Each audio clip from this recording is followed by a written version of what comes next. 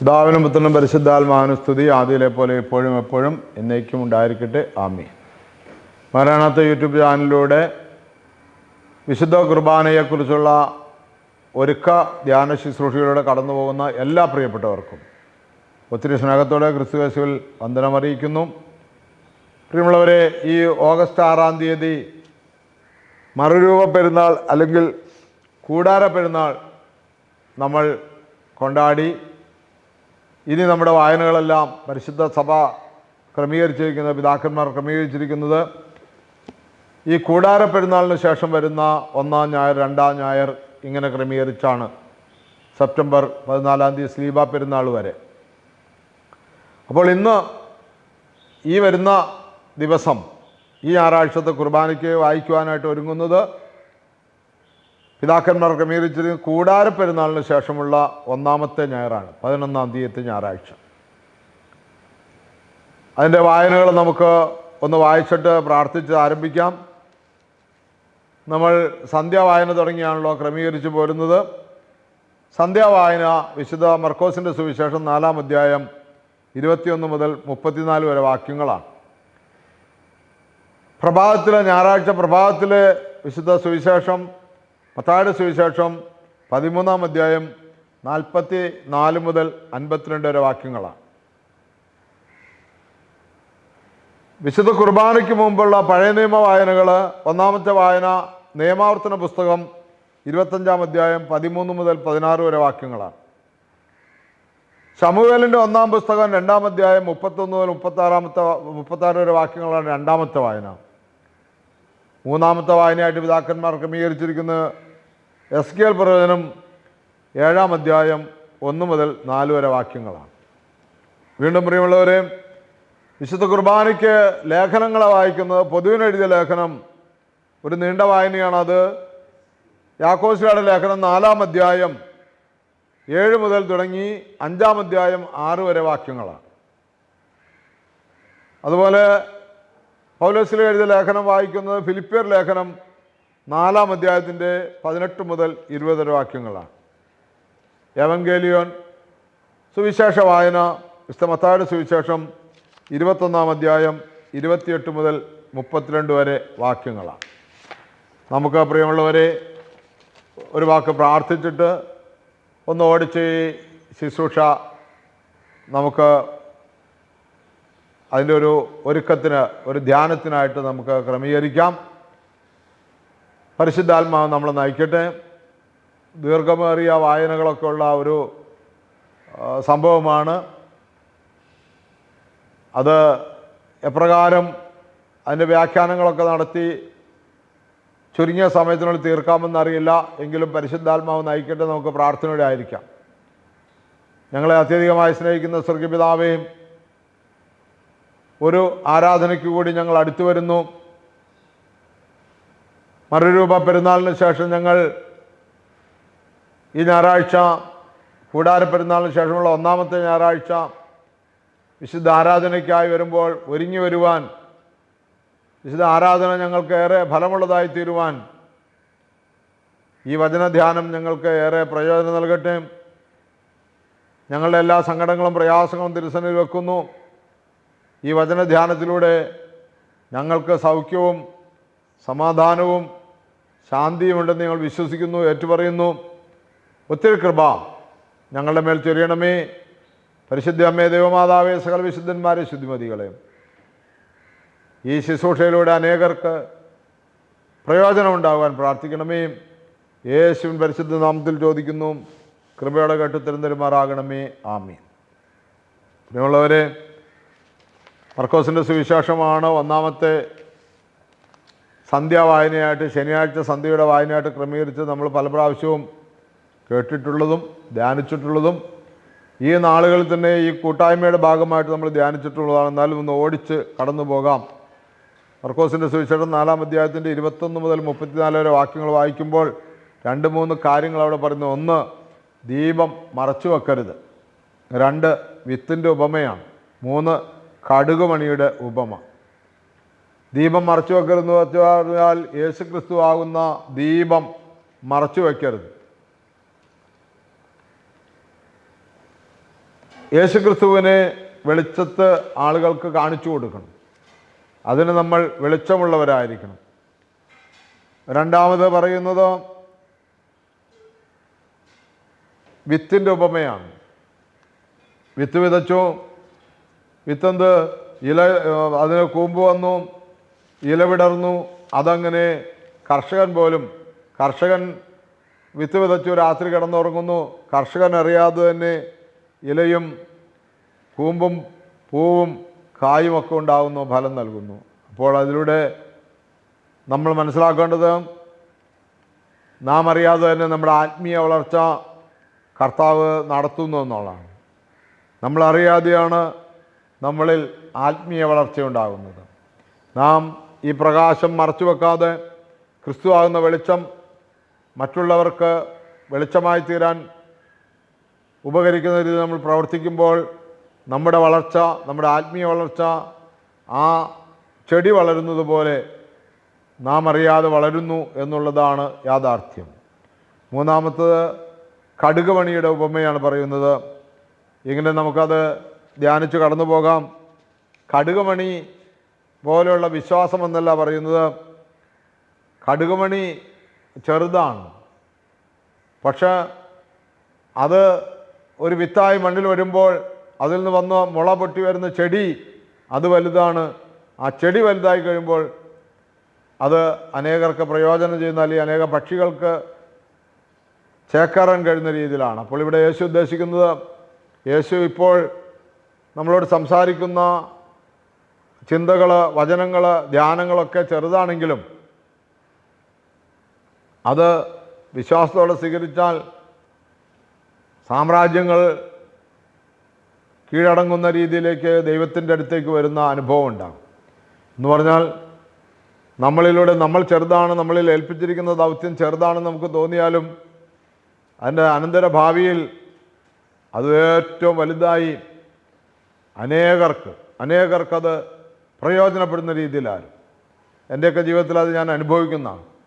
ഒരു ആദ്യം എങ്ങനെ ചിന്തിച്ചുള്ളൂ, യേശുവേ അങ്ങയുടെ കൂട്ടായ്മയിൽ നിന്ന് എനിക്ക് അകന്നു പോകാൻ ഒരിക്കലും ഇടയാകരുത് എന്ന് ഒരു പ്രാർത്ഥനയായിരുന്നു ഞാൻ ആദ്യം ധ്യാനം കൂടിയപ്പോൾ. അടുത്ത പ്രാർത്ഥനയാണ്, ദൈവമേ ഞങ്ങൾക്ക് കിട്ടുന്ന വരുമാനത്തിൽ നിന്ന് ഒരു വിഹിതം പാവങ്ങൾക്ക് കൊടുക്കാനുള്ള മനസ്സുണ്ടാകണമേ, മനസ്സ് തരണമേ എന്നാണ് രണ്ടാമത് പ്രാർത്ഥിച്ചത്. മൂന്നാമത്തെ പ്രാർത്ഥനയാണ്, ദൈവമേ ഒരാളെയെങ്കിലും എൻ്റെ വീട്ടിൽ കൊണ്ടുവന്ന് ശുശ്രൂഷിച്ച് നല്ലൊരു ദൈവാനുഗ്രഹം പ്രാപിക്കാൻ ഇടയാക്കണമേ എന്നായിരുന്നു. എന്നാൽ ഇന്ന് നാലാമത്തെ പ്രാർത്ഥന, ഇപ്പോഴത്തെ പ്രാർത്ഥന എന്ന് വെച്ചാൽ ലോകമെമ്പാടും ഈ ശുശ്രൂഷ വ്യാപിപ്പിക്കണമേ എന്ന പ്രാർത്ഥന. കാരണം ഒരു കുഞ്ഞു പ്രാർത്ഥന യേശുവിൻ്റെ കയ്യിൽ കൊടുത്തപ്പോൾ നമ്മളറിയാതെ തന്നെ അത് വളർന്നു. ഇന്ന് ഈ പ്രത്യാശാഭവനെ പോലെ തന്നെ വേറെ 2 കേന്ദ്രങ്ങളുണ്ട്. ധ്യാന കേന്ദ്രമുണ്ട്, ആതുര ശുശ്രൂഷ കേന്ദ്രം 3 ഉണ്ട്. അതുകൊണ്ട് പ്രിയമുള്ളവർ, ഒത്തിരി സ്ഥലത്ത് വചനം പ്രസംഗിക്കുന്നു, ഒത്തിരി പേര് വചനം കേൾക്കുന്നു, ഒത്തിരി ആളുകൾ ദാനധർമ്മം ചെയ്യുന്നു. അങ്ങനെ ഒരുപാട് അനുഭവങ്ങൾ ഒരു കടുകുമണി എന്ന് തോന്നുന്നിടത്ത് നിന്ന് അത് അനേകർക്ക് പ്രയോജനകരമായ, അനേകർക്ക് ആശ്വാസമരുളുന്ന, അനേകർക്ക് അത്താണിയായി തീർന്ന ഒരു ശുശ്രൂഷയായി തീർന്നു. അപ്പോൾ യേശു പറയുകയാണ്, ഞാൻ നിങ്ങളോട് പറയുന്നത് നിങ്ങൾക്ക് കടുകുമണിയായി തോന്നുന്നുണ്ടെങ്കിലും അനന്തര ഭാവിയിൽ അത് ലോകത്തെ കീഴ്മേൽ മറിക്കുമെന്ന്. അതുകൊണ്ട് പ്രിയമുള്ളവരെ, ഇന്നത്തെ ചെറുതെന്ന് നിങ്ങൾ തോന്നിക്കണ്ട. ഇന്ന് ഞാൻ എന്തുള്ളൂ എന്ന് ചിന്തിക്കണ്ട. അത് ക്രിസ്തുവിനെ കൊടുത്താൽ ക്രിസ്തു അത് വളരെ വലുതാക്കി തരും. അതുപോലെ പ്രഭാതത്തിൻ്റെ വായനയിലേക്ക് നമുക്ക് ഓടി വരാം. മത്തായിയുടെ സുവിശേഷം 13-ാം അധ്യായം 44 മുതൽ 52 വാക്യങ്ങളാണ്. 3 കാര്യമാണ് അവിടെ പറയുന്നത്. നിധിയുടെയും രത്നത്തിൻ്റെയും വലയുടെയും ഉപമകളാണ്. ഒന്ന് നിധി കണ്ടെത്തുന്നവനെല്ലാം ഉപേക്ഷിച്ച് എല്ലാം വിറ്റ് ആ നിധിക്ക് വേണ്ടി എല്ലാം ചെയ്യുമെന്ന് പറയുന്നു. എന്ന് പറഞ്ഞാൽ ദൈവരാജ്യത്തിൻ്റെ മഹത്വം മനസ്സിലാക്കിയവൻ ലോകപരമായ ഏതും നഷ്ടപ്പെടുത്തി ദൈവത്തെ സ്വന്തമാക്കും. ദൈവരാജ്യത്തിൻ്റെ മഹത്വം മനസ്സിലാക്കിയവൻ ദൈവരാജ്യത്തിനു വേണ്ടി എന്തും ത്യജിക്കും. അവൻ്റെ ശാരീരിക സുഖങ്ങളോ ജീവിത സുഖങ്ങളോ പണമോ എന്തുണ്ടെങ്കിലും ത്യജിക്കും. മദ്യം കഴിക്കില്ല, പുകവലിക്കില്ല, ചീട്ട് കളിക്കില്ല, ദുർനടപ്പിന് പോകില്ല, വ്യഭിചരിക്കാൻ പോകില്ല, പണസമ്പാദനത്തിന് പോകില്ല. ഈ ദൈവരാജ്യം നഷ്ടമാകുന്ന ഒന്നും ചെയ്യില്ല. അതാണ് നിധിയുടെയും രത്നത്തിൻ്റെയും ഉപമ. ഇനി വല, എല്ലാത്തരം മത്സ്യങ്ങളെയും പിടിക്കും ഈ വലയിൽ. ഈ വല ആരും തിരിഞ്ഞല്ല പിടിക്കുന്നത്. കളയുടെ ഉപമയോടൊക്കെ ചേർന്ന് നിൽക്കും. തിരിഞ്ഞു പിടിക്കുകയല്ല, നീ നല്ലവൻ മറ്റവൻ മോശം എന്ന് പറഞ്ഞ് പിടിക്കുകയല്ല, എല്ലാവരെയും ഒരുമിച്ച് പിടിക്കും. ലാസ്റ്റ് തിരിയും. ലോകാവസാനം ന്യായവിധിക്ക് തിരിയും. ന്യായവിധിക്ക് തിരിയുമ്പോൾ കൊള്ളരുതാത്തതിനെയൊക്കെ എല്ലാം എറിഞ്ഞു കളയും. എന്നിൽ കാക്കാത്ത കൊമ്പെല്ലാം വെട്ടി തീയിലിടും എന്ന് യേശു പറഞ്ഞു. അതുകൊണ്ട് അലസന്മാരും ദുഷ്ടന്മാരുമാകരുത് എന്ന് അന്ന് അവർ വിലപിക്കും, പല്ലുകടിയും കരച്ചിലും ഉണ്ടാകുമെന്നാണ് അതിൻ്റെ മത്തായി എഴുതുന്നത് 52-ാമത്തെ വാക്യത്തിൽ. അതുകൊണ്ട് അന്ന് സന്തോഷിക്കേണ്ട, എൻ്റെ പിതാവിനാൽ അനുഗ്രഹിക്കപ്പെട്ടവർ വരിക എന്ന ശബ്ദം കേട്ട് സന്തോഷിക്കേണ്ടവർ അന്ന് വിലാപവും പല്ലുകടിയും ഉണ്ടാകാതിരിക്കാൻ ഇന്നിൻ്റെ ഈ നാളിൽ, ആയുസ്സിൻ്റെ നാളിൽ ആ നിധി കണ്ടെത്തുക, സ്വർഗരാജ്യം കണ്ടെത്തുക.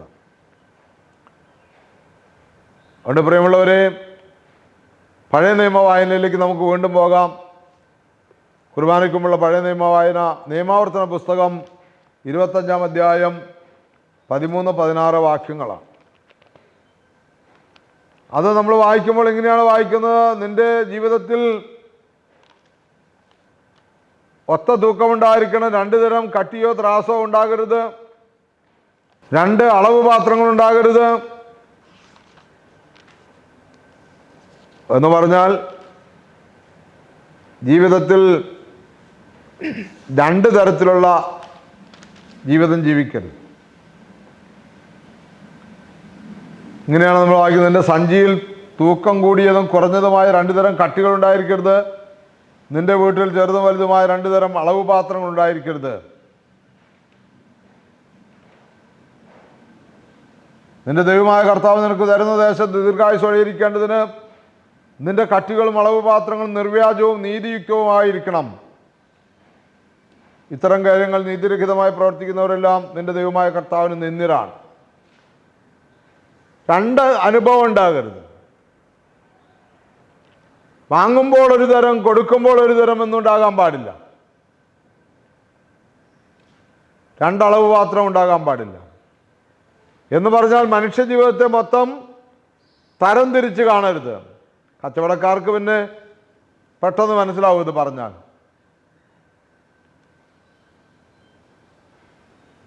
പഴയ കാലത്ത് നെൽകൃഷിയൊക്കെ ഉള്ള കാലത്ത് കൂലി നെല്ലായിട്ട് പതമ്പായിട്ട് കൊടുക്കുമ്പോൾ ചില കൃഷി ഉടമസ്ഥന്മാർ ചെയ്യുന്ന കണ്ടിട്ടുണ്ട്. അവരളക്കുമ്പോൾ അവരുടെ കൊട്ടയിലാണെങ്കിലും പറയിലാണെങ്കിലും കൂമ്പാരം കൂട്ടും. കൂലിക്കാരന് പതമ്പ് കൊടുക്കുമ്പോൾ കൂമ്പാരം കൂട്ടൂല, ഒതുക്കില്ല, വാരിയിടും. അതൊരു 2 അളവാണ്. ചില കടകളിൽ നിന്ന് നമ്മൾ സാധനം വാങ്ങുമ്പോൾ 1 കിലോ മേടിച്ചാൽ 950 ഉണ്ടാവുള്ളൂ. അത് 2 അളവാണ്. അങ്ങനെ ഉണ്ടാകരുതെന്ന് പറയും. എന്ന് പറഞ്ഞാൽ ഈ തൂക്കത്തിലും അളവിലും തട്ടിപ്പെന്ന് മാത്രമല്ല, ജീവിതത്തിൽ ഒരിക്കലും 2 തരത്തിലുള്ള സ്വഭാവം ഉണ്ടാകരുത്. അത് വ്യക്തമായിട്ട് ആമോസിൻ്റെ പുസ്തകത്തിൽ പറയുന്നുണ്ട്. ആമോസിൻ്റെ പുസ്തകം 8-ാം അധ്യായത്തിൽ അത് വളരെ വ്യക്തമായി പറയുന്നുണ്ട്. 5-ാമത്തെ വാക്യം 2 അളവ് ഉണ്ടാകരുതെന്ന് വ്യക്തമായിട്ടാണ് പറയുന്നത്. ജസ്റ്റ് ഒന്ന് വായിച്ചിട്ട് നമുക്ക് പോകാം. ഹല്ലേലൂയ. പ്രിയമുള്ളവരെ, ദരിദ്രരെ ചവിട്ടിമതിക്കുകയും പാവപ്പെട്ടവരെ നശിപ്പിക്കുകയും ചെയ്യുന്നവരെ കേൾക്കുവിൻ. ധാന്യങ്ങൾ വിറ്റഴിക്കേണ്ടതിന് അമാവാസി കഴിയുന്നതപ്പോൾ ഗോതമ്പ് വിൽക്കേണ്ടതിനും ഏഫാ ചെറുതാക്കുന്നതിനും ഷെക്കേൽ വലുതാക്കുന്നതിനും കള്ളത്തുലാസ് കൊണ്ട് കച്ചവടം ചെയ്യുന്നതിനും, ദരിദ്രരെ വെള്ളിക്കും നിരാലംബരെ ഒരു ജോഡി ചെരുപ്പിനും വിലയ്ക്ക് വാങ്ങേണ്ടതിനും, പതിര് വിറ്റഴിക്കേണ്ടതിനും സാപത്ത് കഴിയുന്നപ്പോൾ എന്ന് നിങ്ങൾ ചോദിക്കുന്നു. വളരെ വ്യക്തമാണത്. രാവിലെ ഒരു കടമയെത്തിച്ചു, പള്ളിയിൽ പോയി, കുർബാനയിൽ കൂടി, കട തുറന്നു, കൃഷിസ്ഥലത്തേക്ക് പോയി, എന്താണോ ജോലി അതിലേക്ക് പോയി. പള്ളി കഴിയുന്നത് എപ്പോഴാണ്? പള്ളി കഴിയാൻ നോക്കിയിരിക്കായിരുന്നു, കട തുറക്കാമെന്ന് പറഞ്ഞു. പള്ളിയിലേക്ക് പോയിട്ടില്ല, തിരക്കായ കാരണം. പള്ളിയിൽ പോകുന്ന സമയത്ത്, കുർബാനയുടെ സമയത്ത് കട തുറക്കണേന്ന് വെച്ചിട്ട് പള്ളി കഴിയണവരെ വെയിറ്റ് ചെയ്തു. പിന്നെ അങ്ങനെ ഇരുന്ന് ഉറങ്ങിപ്പോയി, കിടന്നു പോയി എന്നൊക്കെ ചിലർ പറഞ്ഞേക്കാം. പിന്നെ ഉച്ച കഴിഞ്ഞാൽ തുറക്കുന്നു. അതുകൊണ്ട് ഈ ഭാഗമൊക്കെ നിങ്ങൾ വായിച്ച് ഇതൊക്കെ ആരുടെങ്കിലും ജീവിതത്തിലുണ്ടെങ്കിൽ തിരുത്തണം. പള്ളി കഴിഞ്ഞപ്പോഴാണ് നീ പള്ളിയിൽ തട്ടിപ്പോ വഞ്ചനയോ ഇല്ലാതെ സത്യസന്ധമായിട്ട് ദേവാലയത്തിൽ ചെന്ന് പ്രാർത്ഥിക്കാൻ ചെല്ലണം, അല്ലെങ്കിൽ അവൻ്റെ കാര്യം ദുരിതത്തിലാകുമെന്ന് പറയുകയാണ്. രണ്ടാമത്തെ വായനയിലേക്ക് പെട്ടെന്ന് തന്നെ നമുക്ക് പോകാം. 1 ശമൂവേൽ 2:31-36. ഏലി പുരോഹിതനെക്കുറിച്ചാണ് ദൈവം അവിടെ സംസാരിക്കുന്നത്. പുരോഹിതനും പുരോഹിതൻ്റെ മക്കളും. പുരോഹിതൻ നല്ല കാര്യങ്ങളൊക്കെ ചെയ്തു പോകുന്നുണ്ടെങ്കിലും പുരോഹിതൻ്റെ മക്കൾക്ക് പുരോഹിതൻ പറയുന്ന പോലെയൊക്കെ മുന്നോട്ട് പോകാൻ ബുദ്ധിമുട്ട്. അതുകൊണ്ട് ആ മക്കൾ മൂലം പുരോഹിതൻ ഒരുപാട് സങ്കടപ്പെടേണ്ടവരും കഷ്ടത അനുഭവിക്കേണ്ടവരും പൗരോഹിത്യ വിളിയിൽ നിന്ന് നിഷ്കാസനം ചെയ്യപ്പെടേണ്ടവരും എന്നൊക്കെ പറയുന്ന ഭാഗങ്ങളാണ്. അതുകൊണ്ട് നമുക്ക് ദൈവത്തെ ഭയന്നുകൊണ്ട് മറ്റെന്തിനേക്കാളും ദൈവത്തിന് വില കൊടുത്തുകൊണ്ട് ദൈവത്തെ സേവിക്കുവാൻ നമുക്ക് കഴിയട്ടെ എന്ന് പ്രാർത്ഥിക്കാം. അതിനായിരിക്കണം നമ്മൾ വിശുദ്ധ കുർബാനയിൽ പങ്കുചേരേണ്ടത്. ദൈവമേ, അങ്ങ് എനിക്ക് വേണ്ടി എല്ലാം നൽകിയതുപോലെ ഞാൻ അങ്ങേക്ക് വേണ്ടി എല്ലാം നൽകാൻ ഇതാ സന്നദ്ധമാണ് എന്ന ധ്യാനം പള്ളിയിലിരിക്കുമ്പോൾ, ഈ പഴയ നിയമം വായിച്ച് കേൾക്കുമ്പോഴും നമ്മൾ ഇതിനുവേണ്ടി ഒരുങ്ങി വായിച്ചുകൊണ്ടിരിക്കുമ്പോഴും എല്ലാവരുടെയും ഹൃദയങ്ങളിലൂടെ കടന്നു പോകട്ടെ. വീണ്ടും മൂന്നാമത്തെ വായന ചുരുക്കി പറയട്ടെ. എസെക്കിയേൽ പ്രവചനം 7-ാം അധ്യായത്തിൻ്റെ 1 മുതൽ 4 വരെ വാക്യങ്ങളാണ്. എൻ്റെ കണ്ടന്റ് ഇതാണ്: അവസാനം അടുത്തു. ഇസ്രായേല്, നിൻ്റെ അവസാനം അടുത്തു എന്ന് പറഞ്ഞാൽ മരണമുണ്ടെന്ന് ഓർക്കുക, നന്മ ചെയ്യുക, നീതി പ്രവർത്തിക്കുക. ഇതാണ് പഴയ നിയമത്തിലെ 3 വായനകളിൽ നിന്നും നമുക്ക് കിട്ടുന്നത്, പ്രിയമുള്ളവർ. പിന്നെ അടുത്തത് നമുക്ക് എന്താ പറയുന്ന വിശുദ്ധ കുർബാനയിലാണ്.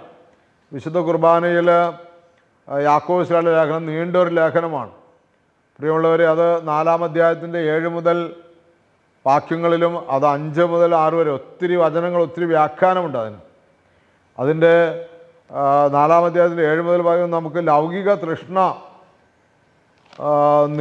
നിയന്ത്രിക്കണം, അത് ഉണ്ടാകാൻ പാടില്ല എന്നാണ് അവിടെ ഉദ്ദേശിക്കുന്നത്. ലൗകിക സുഖങ്ങളും മോഹങ്ങളൊന്നും നമുക്ക് എന്താ പറയുന്ന ഉണ്ടാകാതെ നമ്മൾ സൂക്ഷിക്കണമെന്നാണ് പറയുന്നത്.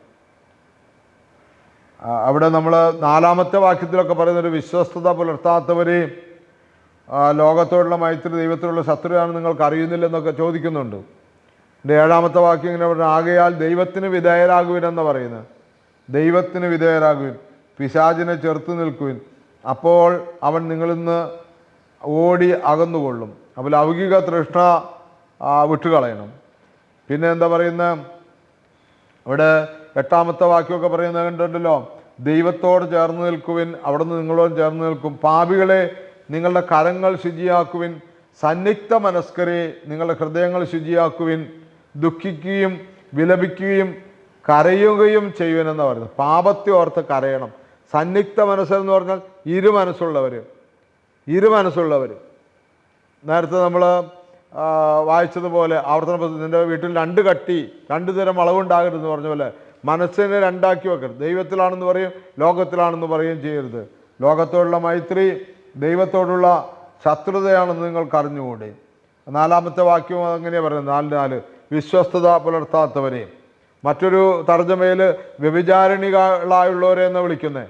വിശ്വസ്ത സന്നിഗ്ധ മനസ്സരെ, ഇരുമനസ്സുള്ളവരെ, ചാഞ്ചാട്ടമുള്ളവരെ. ഒന്നും നിങ്ങൾ നേടുന്നില്ല, നിങ്ങളുടെ ലൗകിക തൃഷ്ണ നിയന്ത്രിക്കുന്നില്ലെങ്കിൽ എന്ന് പറയുന്നു. രണ്ടാമത്തെ ചിന്ത ആ ഭാഗത്തു നിന്ന് വരുന്നത് സഹോദരനെ വിധിക്കരുതെന്നാണ്. നിൻ്റെ സഹോദരൻ ആര് തന്നെയായാലും അവനെ വിധിക്കരുത്. സഹോദരനെതിരായി സംസാരിക്കുകയോ സഹോദരനെ വിധിക്കുകയോ ചെയ്യുന്നവൻ നിയമത്തിനെതിരായി സംസാരിക്കുകയും നിയമത്തെ വിധിക്കുകയും ചെയ്യുന്നു. അയൽക്കാരനെ വിധിക്കാൻ നീ ആരാണെന്നുള്ള ചോദ്യമാണ്. അതുകൊണ്ട് ആരെയും വിധി നടത്താൻ പോകരുത്. എളിമയോടെ വിനയത്തോടെ പ്രാർത്ഥനയിലായിരിക്കണം. ഓരോ വിശുദ്ധ കുർബാനയും നമുക്ക് നമ്മളെ തന്നെ പരിശോധിക്കുന്ന പരിശോധനയായിരിക്കണം. നമ്മളെ തന്നെ പരിശോധിക്കുന്ന ഒരു ഒരുക്കമുള്ള ജീവിതമായിരിക്കണം. മറ്റുള്ളവരെ പരിശോധിക്കാൻ അത് കഴിഞ്ഞിട്ട് മതിയെന്നാണ്. നിൻ്റെ കണ്ണിലെ കോലിരിക്കെ സഹോദരൻ്റെ കണ്ണിലെ കരട് എങ്ങനെ എടുക്കുമെന്നുള്ള ചോദ്യം. യാക്കോബിന്റെ ലേഖനത്തിലെ 3-ാമത്തെ ഭാഗം എങ്ങനെയാണ്? ആത്മപ്രശംസ പാടില്ല. ഇന്നോ നാളെയോ ഇന്ന പട്ടണത്തിൽ പോയി ഇന്ന വ്യാപാരം ചെയ്ത് ഞാൻ വരുമെന്ന് നീ ആത്മപ്രശംസ ചെയ്യരുത്. നിൻ്റെ കർത്താവ് അനുവദിച്ചാൽ മാത്രമേ അത് സംഭവിക്കൂ എന്ന് നീ പറയണമെന്നാണ് പറയുന്നത്. ആത്മപ്രശംസ ചെയ്യരുത്. ആരും 16-ാമത്തെ വാക്യം പറയുന്നു, നിങ്ങൾ ഇപ്പോൾ വ്യർത്ഥഭാഷണത്തിൽ ആത്മപ്രശംസ ചെയ്യുന്നു. അങ്ങനെ ആരും ചെയ്യരുത്. കാരണം നിങ്ങൾ അല്പനേരത്തേക്ക് പ്രത്യക്ഷപ്പെടുകയും അതിനുശേഷം അപ്രത്യക്ഷമാകുകയും ചെയ്യുന്ന മൂടൽ മഞ്ഞാണ് നിങ്ങൾ. ഇന്നലെ ഉള്ളവർ ഇന്ന് വിടില്ല, ഇനി വരികില്ല. യാത്രക്കാരാ മുന്നിലതാ നീ കബറിടമല്ലോ. അതുകൊണ്ട് ആത്മപ്രശംസ, അഹങ്കാരത്തോടു കൂടിയുള്ള ഒരു വാക്കുകളും ഉപയോഗിക്കരുത്. സ്വയം എന്തെങ്കിലുമൊക്കെ കഴിയുമെന്നുള്ള ധാരണയും വേണ്ട. ഇന്ന് ശ്വാസം നിലച്ചാൽ എല്ലാം കഴിഞ്ഞു എന്നുള്ളതാണ് ആ ഭാഗത്തു നിന്ന് ഒരു ചുരുങ്ങിയ ധ്യാനം. പ്രിയമുള്ളവരെ, നമുക്ക് പരിശുദ്ധാത്മാവ് നൽകുന്നത്. വീണ്ടും നമ്മൾ പൗലോസ്ലീഹായുടെ ലേഖനം 4-ാം അധ്യായത്തിൻ്റെ ഫിലിപ്പിയർ ലേഖനം 4-ാം അധ്യായത്തിൻ്റെ 18 മുതൽ 20 വരെ വാക്യങ്ങളാണ്. അതിൽ കണ്ടൻ്റായിട്ടുള്ളൊരു വാക്യം ഇതാണ്: ദൈവം തൻ്റെ മഹത്വത്തിൻ്റെ സമ്പന്നതയിൽ നിന്ന് കർത്താവായ ക്രിസ്തു വഴി നിങ്ങൾക്ക് ആവശ്യമുള്ളതെല്ലാം നൽകും. ഈ ഒരു ധൈര്യമാണ് നമുക്കുള്ളത്. ഫിലിപ്പിയർ 4:19. എൻ്റെ ദൈവമോ തൻ്റെ മഹത്വത്തിൻ്റെ സമ്പന്നതയിൽ നിന്ന് കർത്താവായ ക്രിസ്തു വഴി നിങ്ങൾക്ക് ആവശ്യമുള്ളതെല്ലാം നൽകും. അതൊരു ധൈര്യമാണ്. അതുകൊണ്ട് അവിടെ ഇവിടെയൊന്നും അന്വേഷിച്ച് കാലം കഴിയണ്ട. ദൈവത്തിൽ പൂർണ്ണമായി വിശ്വസിക്കുക. ദൈവം നമുക്ക് ആവശ്യമായതെല്ലാം കൃത്യസമയത്ത് തരും. അവൻ്റെ മഹത്വത്തിൻ്റെ സമ്പന്നതയിൽ അങ്ങനെ അട്ടിയിട്ടിരിക്കുക. ആ ശ്രീഭണ്ഡാരം തുറന്ന് എല്ലാം തരും. പക്ഷേ ക്രിസ്തുവിലൂടെ തരുള്ളൂ. തൻ്റെ ക്രിസ്തു വഴി ദൈവം തൻ്റെ മഹത്വത്തിൻ്റെ സമ്പന്നതയിൽ നിന്ന് ക്രിസ്തു വഴി നിങ്ങൾക്ക് ആവശ്യമുള്ളതെല്ലാം നൽകും. അതുകൊണ്ട് ക്രിസ്തുവിലൂടെ ചോദിക്കണം. ക്രിസ്തുവിലൂടെ ചോദിക്കും. ഒരിക്കലും ഒരു സഹോദരൻ്റെ വീട്ടിലൊരു യോഗം നടക്കുമ്പോൾ ആ സഹോദരൻ ഇങ്ങനെ ഒരു സാക്ഷ്യം പറയുകയാണ്. കൃതജ്ഞത പറഞ്ഞ സമയത്ത് സാക്ഷ്യം പറയുകയാണ്. അദ്ദേഹം പറഞ്ഞു, ഞാൻ അമ്മയോട് എന്ത് പ്രാർത്ഥിച്ചാലും എനിക്ക് അമ്മ തരാതിരുന്നിട്ടില്ല. ഈ യോഗം നടക്കുമ്പോൾ മഴയായിരുന്നു. രാവിലെ തുടങ്ങി 2 ദിവസമായിട്ട് തുടർന്ന് മഴയായിരുന്നു. മാതാവേ, എൻ്റെ വീട്ടിൽ യോഗം നടക്കുകയാണ്, അമ്മ മഴയെ മാറ്റിത്തരണമെന്ന് പറഞ്ഞു. അത് മാറിക്കിട്ടിയെന്നാണ് അദ്ദേഹം പറയുന്നത്. പ്രിയമുള്ളവരെ, അപ്പോൾ തന്നെ നമ്മളൊരു കാര്യം കൂടി മനസ്സിലാക്കണം. ആ പ്രദേശത്ത് പ്രാർത്ഥിക്കാത്തവർക്കും ആ മഴ മാറിക്കിട്ടിയിട്ടുണ്ട്. ആ വീട്ടിൽ മാത്രമല്ല. അതുകൊണ്ട് ക്രിസ്തുവിനെ അറിഞ്ഞ, പാപം നീക്കിക്കളഞ്ഞിട്ട് പരിശുദ്ധ അമ്മയുടെയും ശുദ്ധിമാന്മാരുടെയും ശുദ്ധിമതികളുടെയും മധ്യസ്ഥ അപേക്ഷിക്കുക. ക്രിസ്തുവിനെ മാറ്റിവെച്ചിട്ട്, ക്രിസ്തുവിൻ്റെ കൽപ്പനകളെല്ലാം ഒഴിവാക്കി കളഞ്ഞിട്ട്, ലൗകികന്മാരായിട്ടുള്ള അല്ലെങ്കിൽ ലോകപ്രകാരം നടക്കുന്ന ആളുകളുടെ വർത്തമാനം കേട്ട് കണിയാൻ്റെയും ജോത്സ്യൻ്റെയും സ്ഥാനക്കാരൻ്റെയും വാക്കും വിശ്വസിച്ച് മാതാവിനോടും പരിശുദ്ധന്മാരോടും ശുദ്ധിമതികളിലൊക്കെ മധ്യസ്ഥ അപേക്ഷിച്ചും പ്രാർത്ഥിച്ച് നടക്കുന്നവർക്ക് താൽക്കാലിക നേട്ടങ്ങളുണ്ടാകും. പക്ഷെ ജീവനുണ്ടാകാനും സമൃദ്ധമായിട്ടുണ്ടാകാനൊന്നും ആ അനുഭവം ഉണ്ടാകില്ല.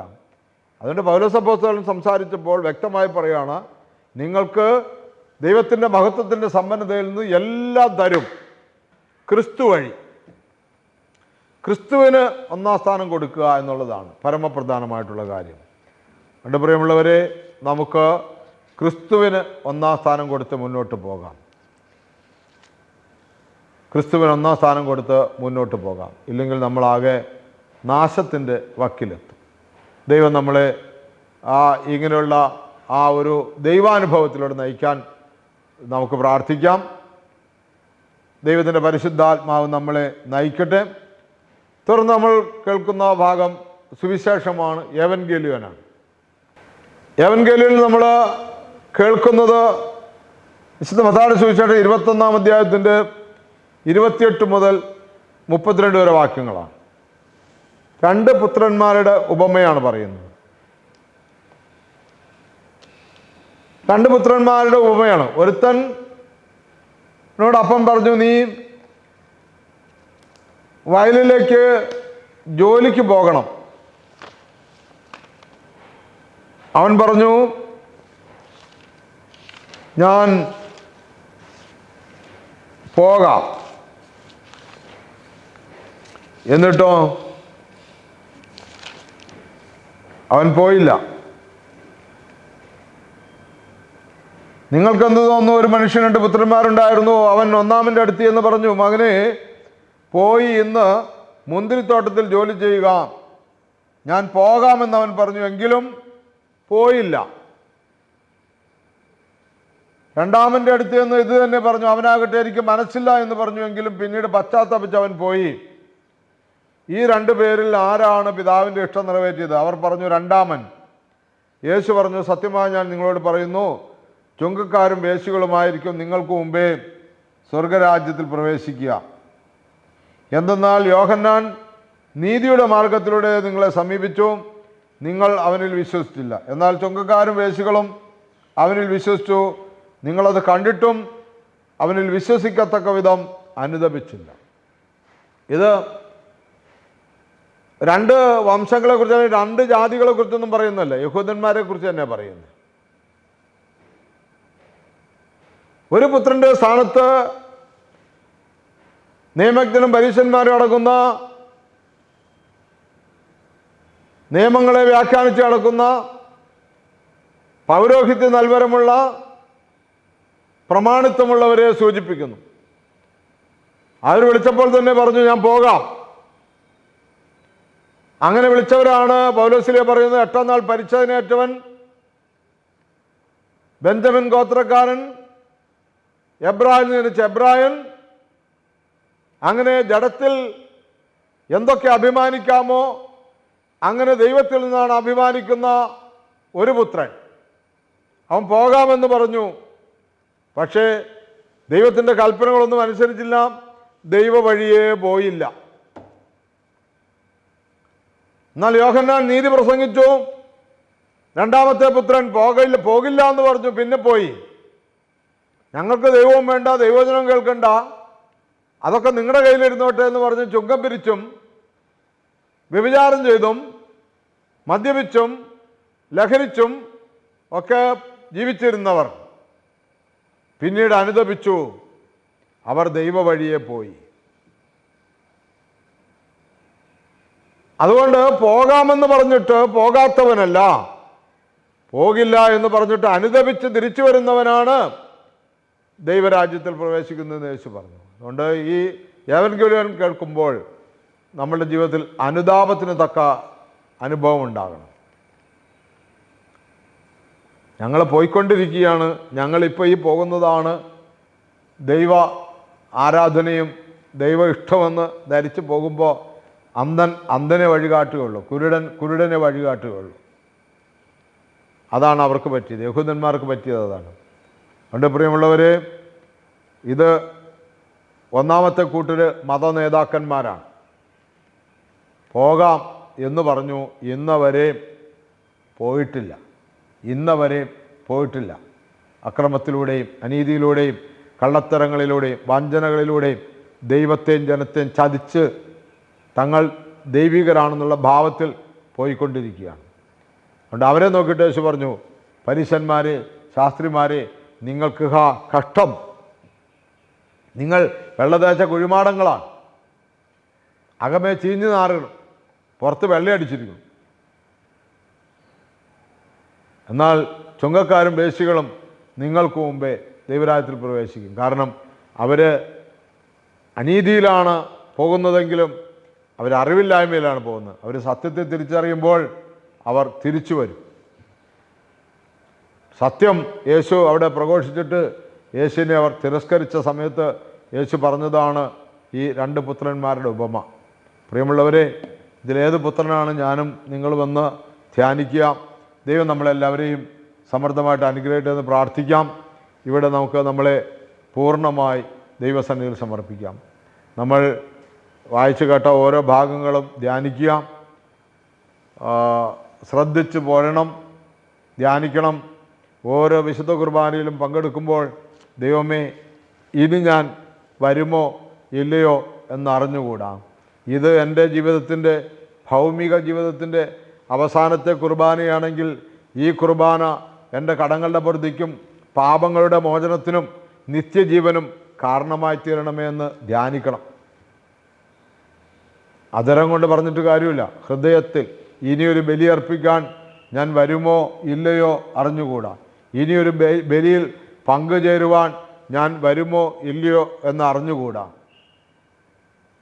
അതുകൊണ്ട് ഈ ബലി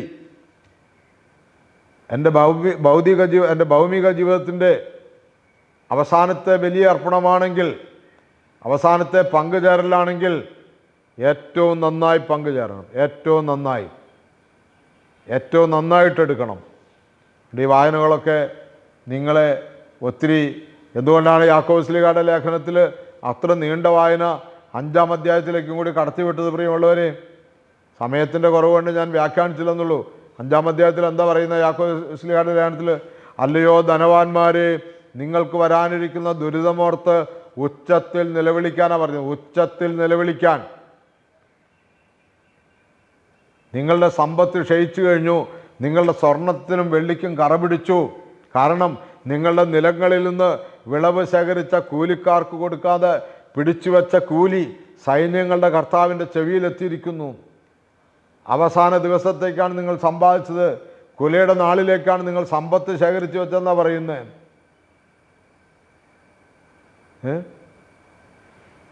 ഒക്കെ ഒന്ന് പരിശോധിക്കണം. മുൻകാലങ്ങളിലൊക്കെ 2 അളവുണ്ടായിരുന്നോ? പതമ്പ് പാത്രത്തിലൊക്കെ അളന്നപ്പോൾ പണിക്കാരനൊരു പാത്രം, ഉടമസ്ഥന് വേറെ പാത്രം. അളവ് പാത്രങ്ങളൊക്കെ എങ്ങനെയായിരുന്നു എന്നൊക്കെ ചുമ്മാ അങ്ങനെ ഓടിച്ചാടിയൊന്നും ചെന്നിട്ട് വലിയ പ്രതാപിയായിട്ടിരുന്നു. 10 പണിക്കാരുണ്ടായിരുന്നു, 100 പണിക്കാരുണ്ടായിരുന്നു. ഇന്ന് കൃഷി ചെയ്യാൻ ആരെങ്കിലും ഉണ്ടോ, കൃഷി എവിടെയെങ്കിലും ഉണ്ടോ എന്നൊക്കെ പറഞ്ഞ് വലിയ വലിയ സംഭാഷണമൊക്കെ നടത്തി പള്ളി ഭരിച്ച് നടന്നാൽ മാത്രം പോരാ. എന്തുകൊണ്ട് ഇതൊക്കെ നഷ്ടമായി? എന്തുകൊണ്ടൊക്കെ ഈ വിഷം മേടിച്ച് തിന്നേണ്ട വന്നു? അന്ന് കഞ്ഞിവെള്ളം ചോദിച്ചവന് പച്ചവെള്ളമാണോ കൊടുത്തതെന്നൊക്കെ ആലോചിക്കണം.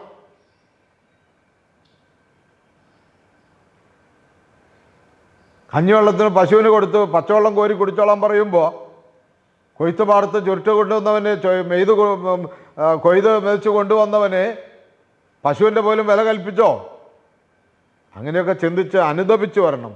ഇനിയൊരു ബലി അർപ്പിക്കാൻ, ഇനിയൊരു ബലിയിൽ പങ്കുചേരാൻ ഞാൻ വരുമോ ഇല്ലയോ എന്ന് അറിഞ്ഞുകൂടാ. അയ്യോ ഇന്ന് തീരെ വയ്യ, അടുത്ത ഞായറാഴ്ച പോകാമെന്ന് വിചാരിച്ചിരിക്കരുത്.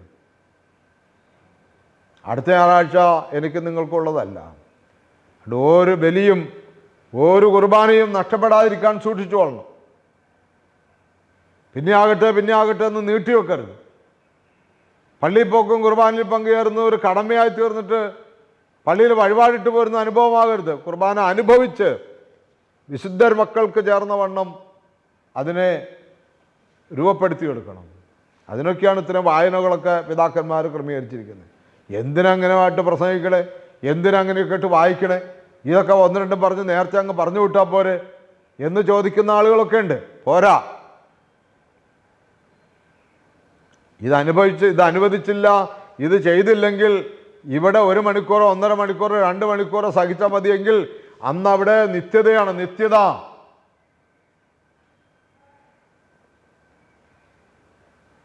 യുഗാന്തരങ്ങളായി പാതാളത്തിൽ കിടക്കണം, കരച്ചിലും പല്ലുകടിയുമായിരിക്കും. ചാകാത്ത പുഴുവും കെടാത്ത തീയും.